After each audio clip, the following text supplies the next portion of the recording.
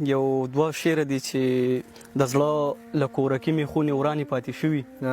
په شمېر مې په وجود کې څو ساګانې پاتې شوي او بچي پرې دوکانداره د لاسه چې کړمه راکه جوړې چې کومې تا سره ارزانې پاتې شوي ډېر ښه یار بچي پرې دوکانداره د لاسه چې کړمه راکه جوړې چې کومې تا سره ارزانې پاتې شوي او یقین مې دی چې خدای به یې قبول کړي یارانو د مور نه راته ډېرې دعاګانې پاتې شوي مننه جانانه تا خو سم په بېدردۍ وجلې دی جانانه تا خو سم په بېدردۍ وجلې دی ارمان دې راله هر یو په زندۍ وجلې دی دا درېیمه ورځ ده چې اواز د شپېلۍ نه اورم شپونکې د غره لمن کې جوړګلی وجلې دی دا درېیمه ورځ ده چې اواز د شپېلۍ نه اورم شپونکې د غره لمن کې جوړګلی وجلې دی خبرې د پښتو د روایاتو نه ګلاب اکثر دلته هلکې په جینۍ وجلې دی ډېر ښه دی یار او غربت په دې وطن کې ورځ په ورځ دومره زیاتېږي غربت په دې وطن کې ورځ په ورځ دومره زیاتېږي چې نن چا یو غریب بیا په ډوډۍ وجلې دی ډېر ښه وجود باندې بله داسې نښه د څه نشته ښکارېږي چا د زلفو په رسۍ وجلې دی زما کتاب ته ناسته او د ځان سره لګیا وه قراره تا خو ځان په شاعرۍ وجلې دی ډېر ښه دی ارشاد غزل دی چې زه څنګه ومانځم دا څنګه په کلتور کې راځي زه څنګه ومانځم دا څنګه په کلتور کې راځي زمونږ خو دلته هره ورځ یومي مزدور کې راځي زمونږ خو دلته هره ورځ یومي مزدور کې راځي زه څنګه ومانځم دا څنګه په کلتور کې راځي زمونږ خو دلته هره ورځ یومي مزدور کې راځي یوازې ذکر د جانان قرآن کې نه دی شوی د ده خبرې په تورات او په زبور کې راځي یار دا بیا ووایه یار مننه یوازې ذکر د جانان قرآن کې نه دی شوی د ده خبرې په تورات او په زبور کې راځي او دلته دا چاوې سمندر کوزه کې نه ځایږي دلته دا چاوې سمندر کوزه کې نه ځایږي ټوله دنیا مې د جانان په یو انځور کې راځي ټوله دنیا مې د جانان په یو انځور کې راځي او هغه له چا چې یېرېدم هغه مې خپل وختو هغه سړی ګوره زما څخه تربور کې راځي قراره ځان پرې سم نشه کړمه خمار شم ستا د غزل خواږه بیخي سم په سرور کې راځي ډېر ښه دی قراره ډېر ښکلی دی یو دوه شعره د غزل نه مخکې وایي د غم نه یې سیواره له نور څه راکړي دي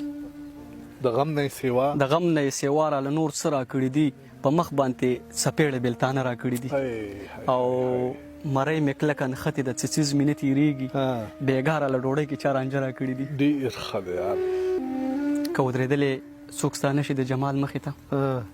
که ودرېدلی څوک ستا نشي د جمال مخې ته موږ هم نه منو د ځان غوندې جلال مخې ته ډېر ښه دی داسې د سترګو ته باڼه څوکیداران ولاړ دي څنګه هندوان چې ولاړ د درمسال مخې ته یار ډېر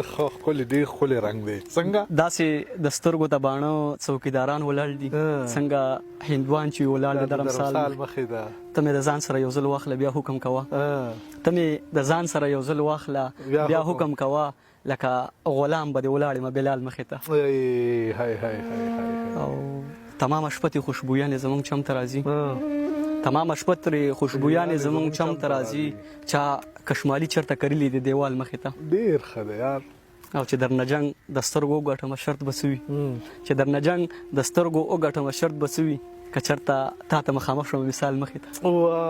که چېرته تا ته مخامخ شوم مثال مخې ته قراره نن خپل ارمانونه ټول په اور سېزمه د چا د یاد مې لګولی نن مشال مخې ته ډېر ښه دی یار ډېر ښایسته دی مننه یو دوه شعر دي درمان صاحب چې ویل به یې چې ګټه په خپل ځای باندې پرته وي نو درنۍ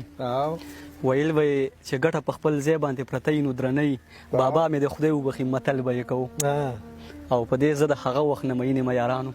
زمونږ په پټو کې چې شوتل به یې کوو ډېر ښه دی یار بل غزل دی چې د لاسه مې زړه په زور کړمه وده شم د لاسه مې زړه په زور کړمه وده شم د لاسه مې زړه په زور کړمه وده شم خپل زخمونه چې ټکور کړمه وده شم چې ستا یاد د نیمې شپې رانه واپس شي نو څادر په ځان راخور کړمه وده شم دومره ډېر وسکم چې ګوټ هم پاتې نه شي دومره ډېر وسکم چې ګوټ هم پاتې نه شي ګیلاسونه چې نسکور کړمه وده شم ټوله شپه ورته بلها نصیحت وکم